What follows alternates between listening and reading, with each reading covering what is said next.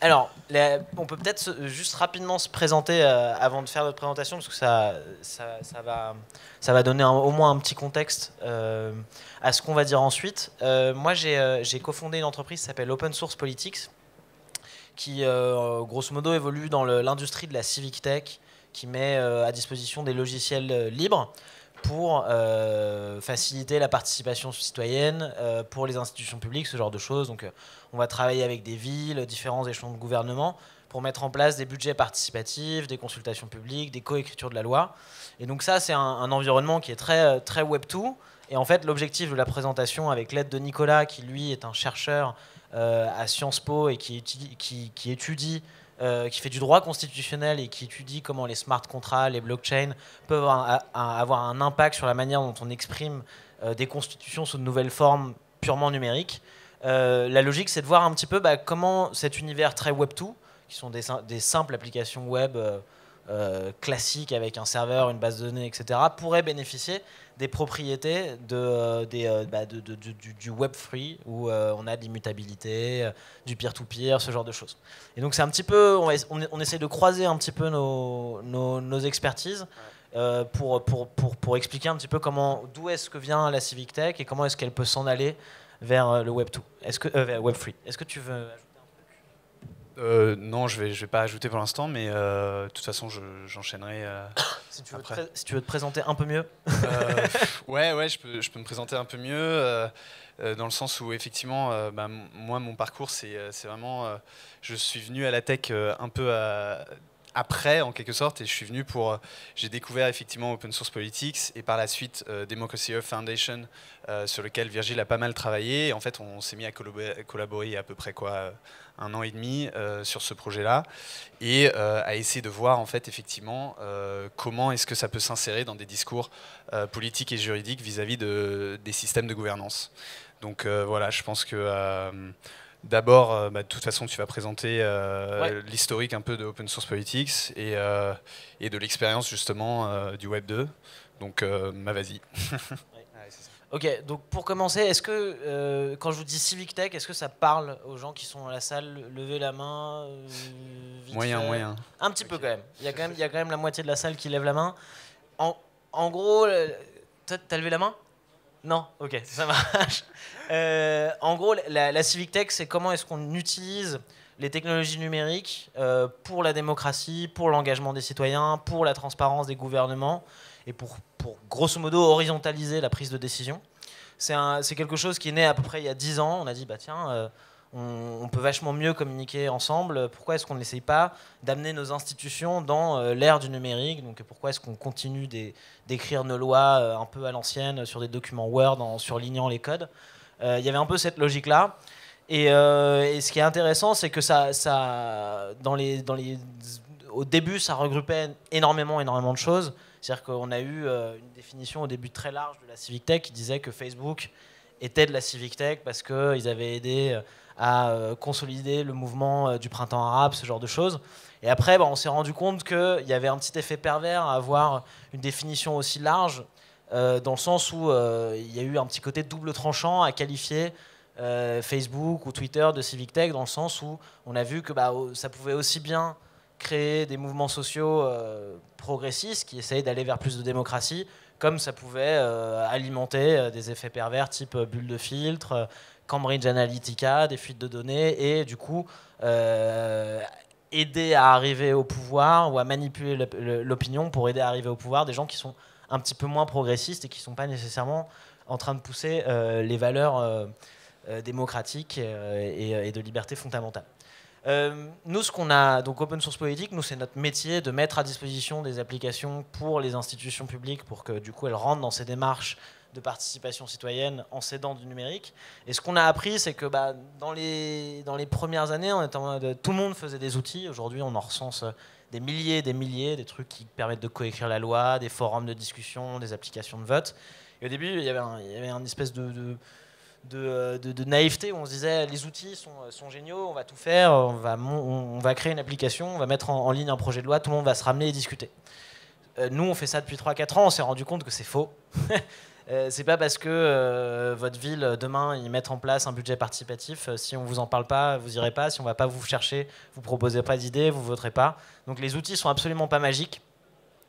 Il y a aussi une logique vachement de progression. Quand on a commencé, c'était assez dur de convaincre les gens de participer. Aujourd'hui, on commence à avoir certaines villes avec qui on travaille où ils sont dans cette démarche-là depuis 2-3 ans. Et on se rend compte que petit à petit, les gens sont au courant qu'il y a cette possibilité, ils y viennent de plus en plus, on va dans des démarches de plus en plus complexes, et il y a un partage de pouvoir qui est de plus en plus effectif.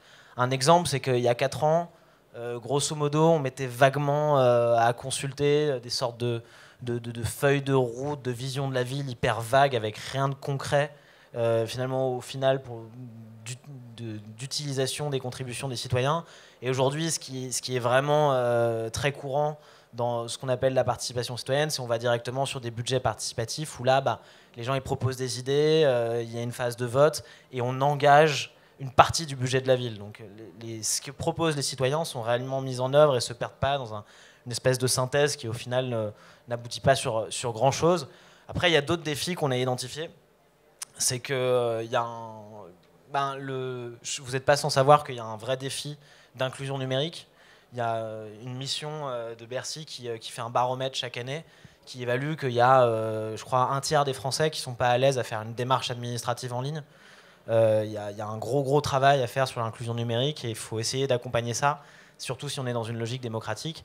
Et puis petite dernière leçon, c'est que nous, quand on est arrivé dans ce business, du coup, le civic business, on va appeler ça comme ça, on s'est rendu compte aujourd'hui, ça fait 4 ans qu'on a commencé, on est toujours les seuls à faire du libre et de l'open source, alors que quand on pense démocratie, quand on pense collaboration, etc., horizontalité, ça vient un petit peu de soi de se dire, moi je voudrais que l'Assemblée, si elle se transpose sur un univers numérique, elle soit aussi transparente que possible. Et au final, on s'est rendu compte que tous nos concurrents aujourd'hui en France, au moins, sont tous sur des logiques de logiciels propriétaires, parfois avec de la revente de données, on ne sait pas exactement ce qui s'y passe, et du coup sont dans une espèce de logique de captation un petit peu de qu'est-ce que ça veut dire de faire démocratie numérique, ce qui nous paraît très dangereux.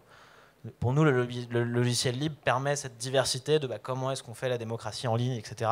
Et c'est un truc, on continue de militer là-dessus, et ça commence à transpirer un petit peu dans les débats, mais ce n'est pas encore une évidence. Du coup, ce qui est intéressant, c'est que je vous disais, quand on a commencé il y a 4 ans, les outils étaient très simples. C'était des vagues forums un peu à la Reddit avec des boutons de vote dessus. Aujourd'hui, on en fait de plus en plus. Le président a lancé un truc qui s'appelait le Grand Débat. Résultat mitigé. Mais voilà, il y a de plus en plus d'institutions qui en font. Ça remonte au plus haut niveau de décision. Et ce qui est intéressant, c'est que les outils, aujourd'hui, c'est devenu des trucs assez complexes. C'est devenu des gros outils, des gros content management systems orientés participation. Où tu peux faire 1 milliard de trucs, tu peux énormément configurer ce que tu veux faire, c'est modulaire, etc. Et du coup, nous, en fait, dans cette logique-là, donc au début, on a commencé avec des outils assez simples. Il y en avait un qui s'appelle Démocratie OS, dont vous avez peut-être entendu parler. Et là, aujourd'hui, on a bougé sur un truc qui s'appelle Decidim, qui a été créé par la ville de Barcelone à la base, où les gens qui sont un petit peu à l'initiative de ça, donc c'est le mouvement municipaliste qui est arrivé au pouvoir il y a 4 ans avec Ada Colau dans la ville de Barcelone, a décidé, avec pas mal de gens qui étaient dans le 15e, etc., a dit pour nous c'est une priorité de faire de la participation citoyenne, c'est comme ça qu'on va légitimer notre action, on n'a pas envie d'être tout seul à prendre des décisions à la mairie. Et du coup, ils ont investi énormément dans un logiciel qui leur permet de faire ça. Et aujourd'hui, c'est devenu un beau logiciel libre qui est utilisé par 150 institutions. Nous, on l'a déployé en France et en Belgique pour à peu près 50. Et à l'international, dans une dizaine de pays, etc.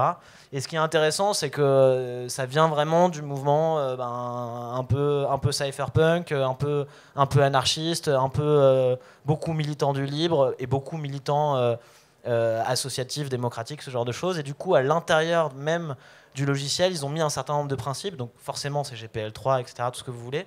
Mais ça s'accompagne d'une licence. Ça peut être intéressant pour cette communauté ici. Ils appellent ça le social contract, qui vient compléter la licence libre et qui fixe un certain nombre de principes éthiques d'utilisation du logiciel. C'est-à-dire que dans la manière dont on l'a codé, on fait en sorte que tu gardes bien une propriété sur tes données personnel, que tu aies toujours le droit à l'anonymat, que les contributions sont traitées toujours avec la même égalité, qu'il y a une certaine traçabilité de ta contribution quand je participe. Je veux pouvoir savoir où est-ce que ma proposition a été acceptée, est-ce qu'elle est transformée en projet, quand ce projet, on investit dedans, qu'est-ce qu'il devient, etc. Donc il y a beaucoup de principes qui sont devenus du code et qui supposent une certaine utilisation relativement fair pour le citoyen et pour l'institution de ce logiciel-là, et c'est assez intéressant parce que j'ai pas vu d'autres exemples aujourd'hui qui utilisent ça. Et du coup, pour finir un petit peu, enfin, je finis pas parce que j'ai encore 2 slides après, mais pour vous donner un petit exemple en gros, il y a 4 ans, on simplifiait des projets de loi, on récupérait des commentaires, on les envoyait aux députés et il se passait rien. Eux, ce qu'ils ont fait donc il y a 4 ans pour montrer quand même une petite progression dans ce que ça devient aujourd'hui, les civic tech, en termes ça gagne de la complexité. Bah, aujourd'hui, tu peux co-construire des plans d'action municipaux, et c'est ce qu'ils ont fait à Barcelone, qui est une énorme ville avec beaucoup de budget. Il y a eu à peu près 50 000 citoyens qui ont participé. Il y a eu une trentaine de milliers de propositions. Chaque proposition a un statut. Et ce qui est assez intéressant, c'est que là, le petit truc que vous voyez à côté, c'est pas hyper lisible, mais il y a une barre de progression. Ça vous dit, on a donc ici, ils ont inscrit tous les plans d'action et ils les ont liés aux propositions des citoyens. Et ils sont capables de vous dire en fin de mandat, on a fait 90% de ce qu'on avait dit qu'on ferait, qu'on a co-construit avec vous. Et ensuite, vous pouvez cliquer dans toutes les petites cases, aller voir axe par axe, politique publique par politique publique, qu'est-ce qui a été fait à un niveau granulaire par quartier. Donc on arrive à ce niveau-là de co-construction et d'utilisation de l'intelligence collective et de faire participer énormément de monde et que ça devienne des choses très très concrètes sans que ça se perde dans le néant. Vas-y. Ouais. Et du coup, eux, en fait, nos camarades barcelonais, eux, ils parlent jamais de civic tech, ils préfèrent toujours parler de technopolitics. Et donc ça, c'est une petite définition qu'on a traduit du catalan ou de l'espagnol, je sais plus. Eux, ils considèrent que la technologie, donc c'est forcément politique. On y met quelque chose dedans, c'est pas neutre. Et ils considèrent que du coup, il faut la manipuler. Et si on l'utilise pour la démocratie, et on fait de la technopolitics. Et du coup, c'est critical and strategic use of digital tools for political and collective and sovereign action. Donc c'est vraiment une manière d'utiliser la technologie qui est critique. On sait qu'il y a des biais. Si on utilise un logiciel propriétaire, on doit connaître les conséquences. Si on utilise un logiciel libre, on doit connaître les bénéfices.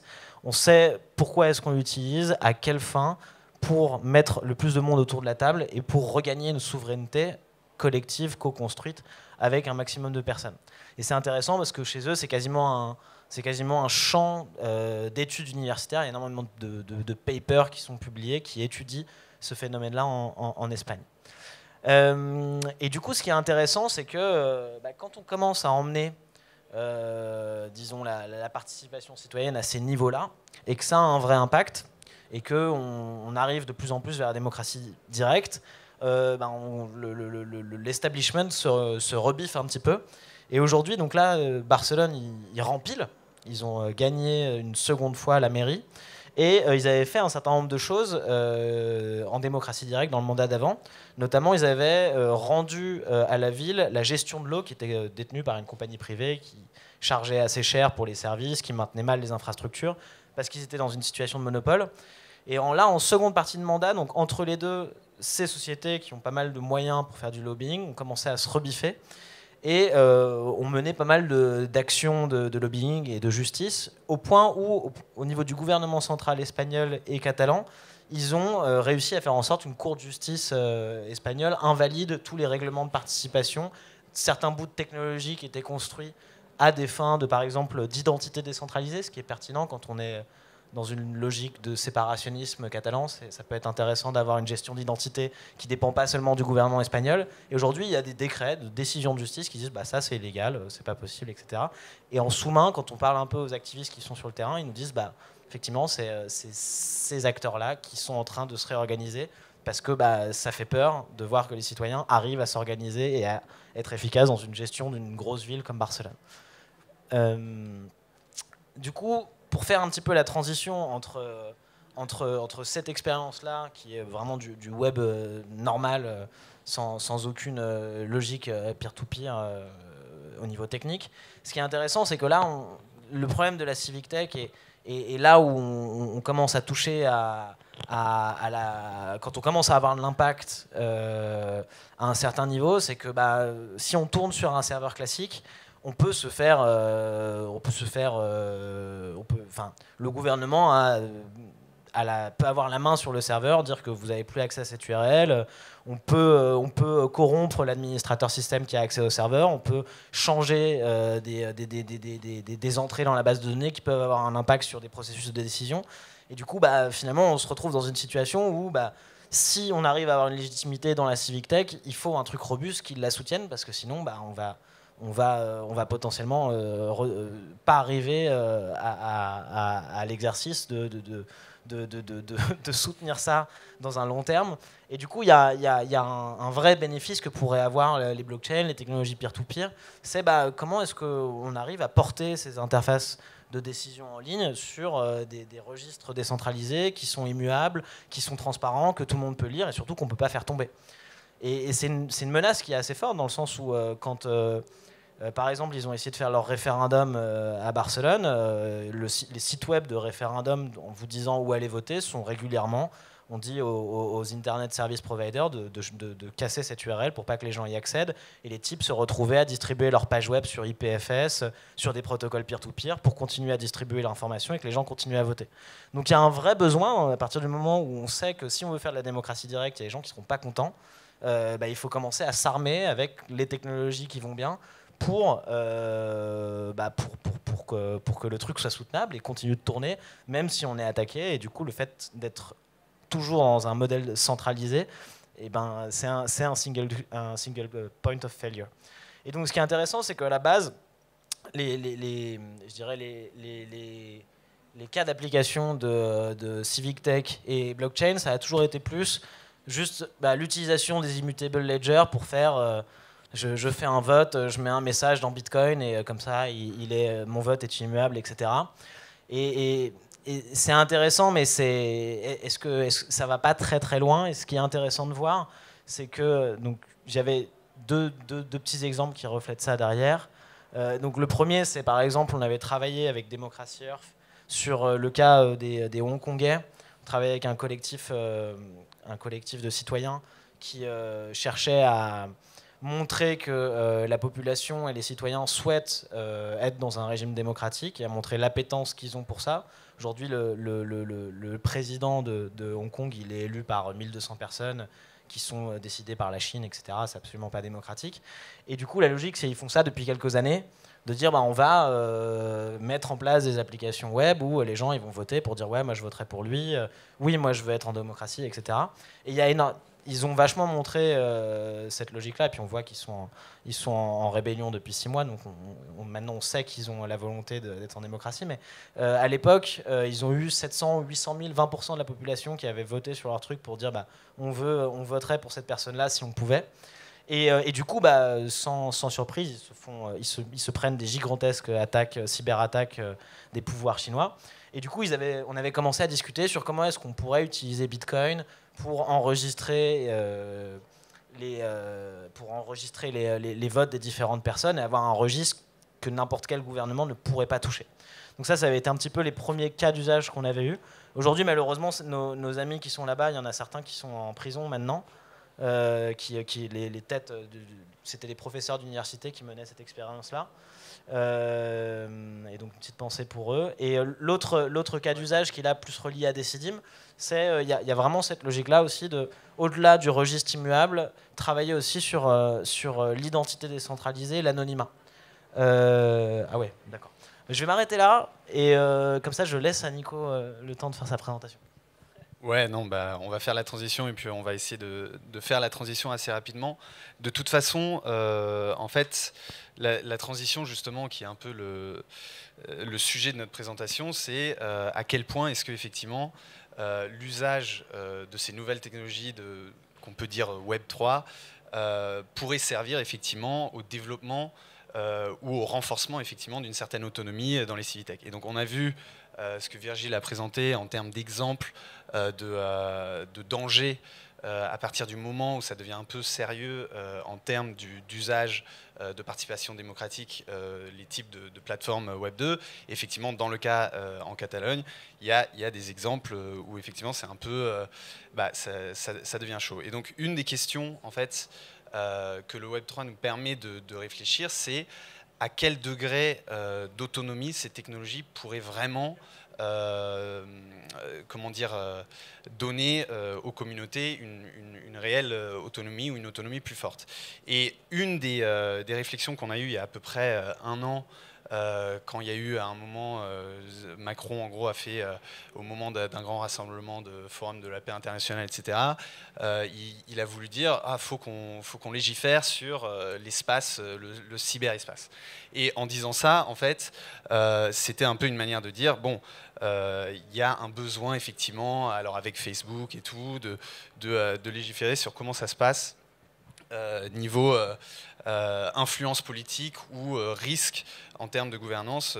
Et nous, on a dit, la blockchain là-dessus, elle a une capacité qui a un aspect démocratique, c'est de dire il y a une infrastructure publique qui peut être construite et qui peut être effectivement décentralisée et permettre en fait à des gens de développer des plateformes de gouvernance qui reflètent du coup ce que la Civitech fait et ça peut être vraiment défendu en quelque sorte de tout type d'attaque. Et donc une des idées, ça a été de dire essayons de conceptualiser en termes de théorie juridique et politique l'aspect d'infrastructure et d'espace public qu'une blockchain peut avoir. Et on a vu que, évidemment, c'est essentiellement avec Ethereum qu'il y avait un intérêt de conceptualiser ou de penser ça, parce qu'elle permet effectivement le développement d'applications décentralisées qui pourraient créer des plateformes de gouvernance pour effectivement faire des prises de décision ou faire du financement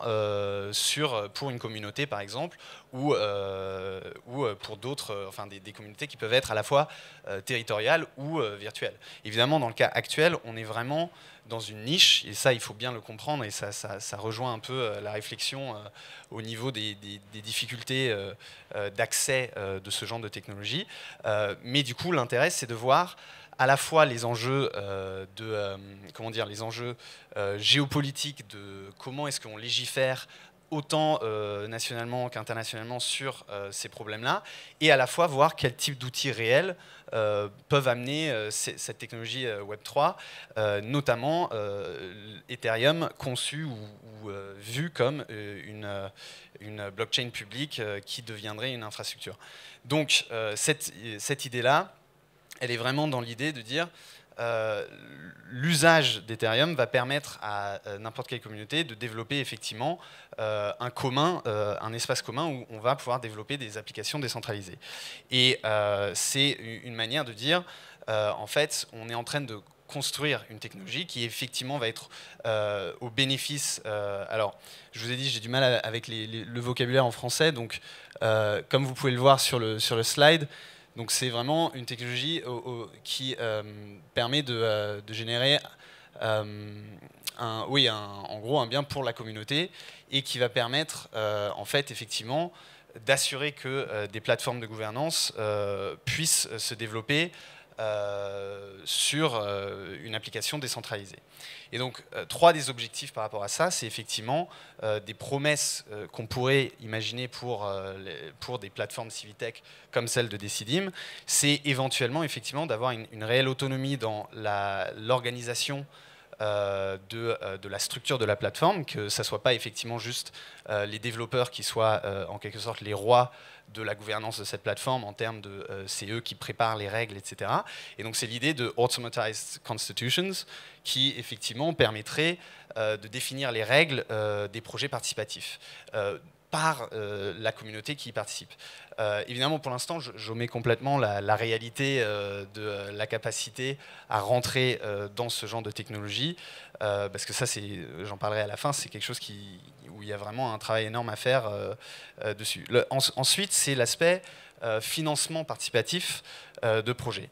Et c'est là où on rentre sur la question des DAO, donc les organisations décentralisées autonomes, qui peuvent permettre sur Ethereum, en fait, effectivement, de collectiviser des fonds et financer des projets sur Ethereum. Donc financer le développement de différentes applications ou autres.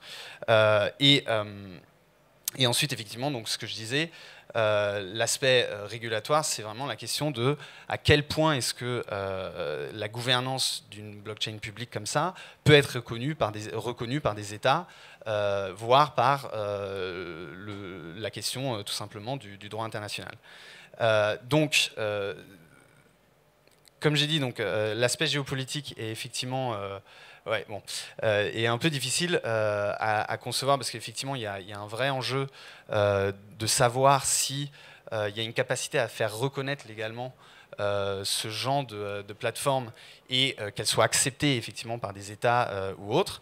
Et on voulait effectivement montrer quelques exemples au regard des outils qui peuvent et qui sont en train d'être développés, parce qu'effectivement, la notion, en fait, les DAO actuellement, il y a une réémergence. Alors, j'ai pas le temps de raconter l'histoire des DAO, mais c'est quelque chose qui est revenu au front en fait, du développement sur les blockchains.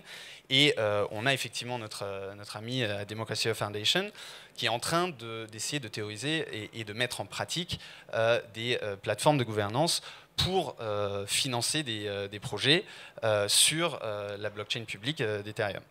Et donc l'idée, c'est effectivement, comme vous pouvez le voir, de transformer Sovereign, qui est leur plateforme de gouvernance, dans un DAO browser, donc un système de recherche des DAO, qui va pouvoir permettre de vraiment avoir une information et une transparence sur les projets qui sont financés, la manière dont on investit sur ces projets, et donc effectivement, l'objectif de développer Sovereign avec donc Moloch DAO. Bon, malheureusement, là, on n'a pas le temps, mais c'est un des projets phares qui est en train d'amener cette nouvelle vague de DAO. En gros, donc là, vous avez un exemple de la plateforme. Bah, il va permettre effectivement ce développement de réfléchir à effectivement comment est-ce qu'on formalise les identités, comment est-ce qu'on crée une transparence et une information qui est accessible au niveau d'un projet qui essaye justement de mettre en commun des fonds. Et donc, voilà, ils essayent vraiment de créer un design qui est accessible. Bon, je vais sauter sur Aragon, mais Aragon, c'est un autre projet effectivement qui est en train de développer une réflexion pour permettre à n'importe quel projet d'établir son organisation décentralisée et avoir un système de gouvernance dessus. Et donc, eux, ils sont en train de vraiment passer à des niveaux de simplification.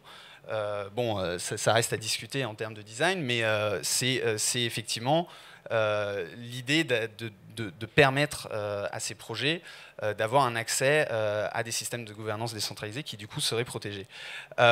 Alors, pour conclure, je vais conclure rapidement sur l'aspect de qu'est-ce qu'on peut imaginer réellement que peuvent nous apporter. Donc, dans l'aspect théorique, il y a pas mal de choses qui doivent être développées encore. Mais effectivement, d'essayer de concevoir qu'est-ce que c'est que théoriser des structures constitutionnelles sur des blockchains. Alors évidemment, je ne parle pas de remplacer les constitutions actuelles ou autres à travers une infrastructure et un espace public virtuel que serait Ethereum. Mais c'est une question de dire, OK, à quel point est-ce qu'on éduque à une participation constitutionnelle dans un projet en commun, et c'est ce que la Civitech essaye de faire en faisant de la démocratie participative.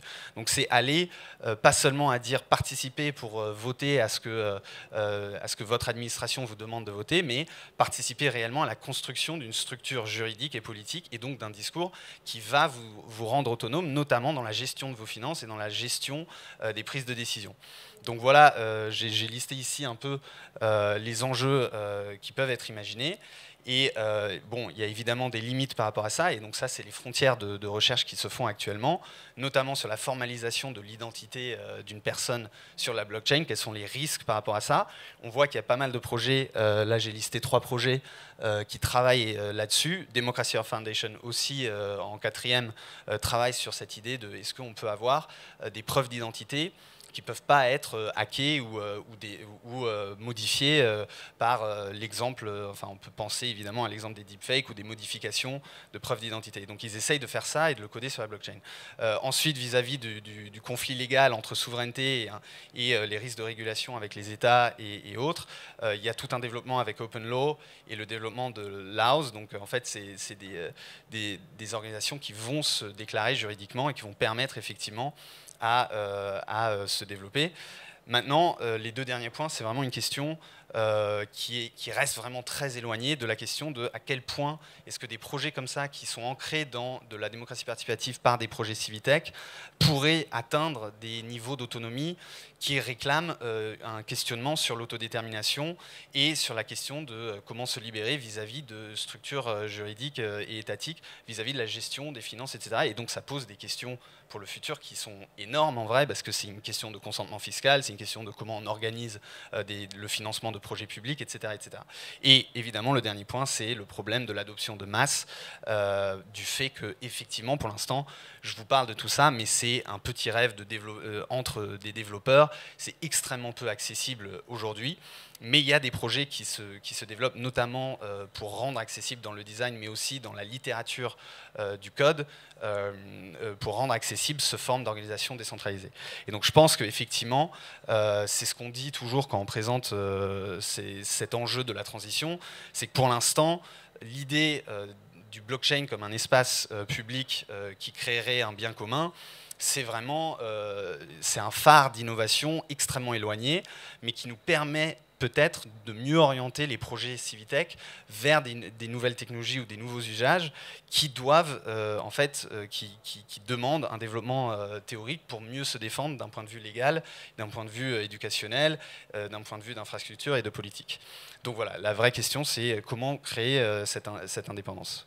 Voilà, merci et désolé pour le temps too much.